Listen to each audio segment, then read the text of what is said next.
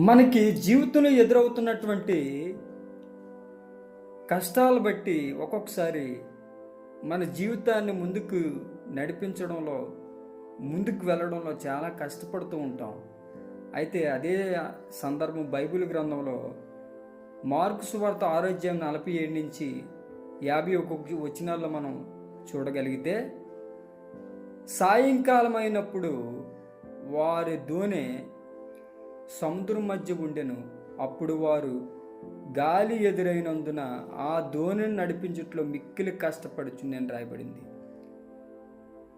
ఈరోజు ఏ శ్రమలైతే, ఏ ఇబ్బందులైతే, ఏ కష్టాలైతే నీకు ఎదురుగా వస్తున్నాయో, నిన్ను ముందుకు వెళ్ళకుండా ఆపుతున్నాయో, ఈరోజు దేవుడు నీతో మాట్లాడుతున్న మాటలు ఏంటంటే, అలా కష్టపడి సముద్రం మధ్యలో ఉండి వాళ్ళు ఇబ్బంది పడుతున్నప్పుడు దేవాది దేవుడు వారిని చూశాడు. నెంబర్ 1, ఈరోజు కష్టాల్లో ఉన్న మనలో చూస్తున్నాడు దేవుడు.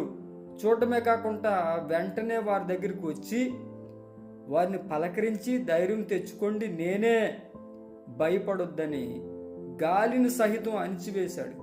ఈరోజు ఏ అప్పుల సమస్యలు అయితే నేను అణిచేయాలని చూస్తున్నాయో, ఏ వ్యాధులు, ఏ కష్టాలు, ఏ ఇబ్బందులు నేను లేకుండా చేయాలని చూస్తున్నాయో, దేవుడు వాటి విషయంలో నీ మీదకి రాకుండా, ఎలాంటి కష్టమైన, ఎలాంటి ఇబ్బంది అయినా నీ మీదకి రాకుండా ఆయన ఆపు చేయడానికి సిద్ధంగా ఉన్నాడు. ఈ వాక్యం వింటున్న మనం అందరం కూడా దేవుడు మనల్ని ఆదరించే దేవుడు, ఆదుకునే దేవుడు అని మనం ధైర్యం కలిగి ముందుకు వెళ్ళిపోదాం. My God bless you. One and all. Thank you so much.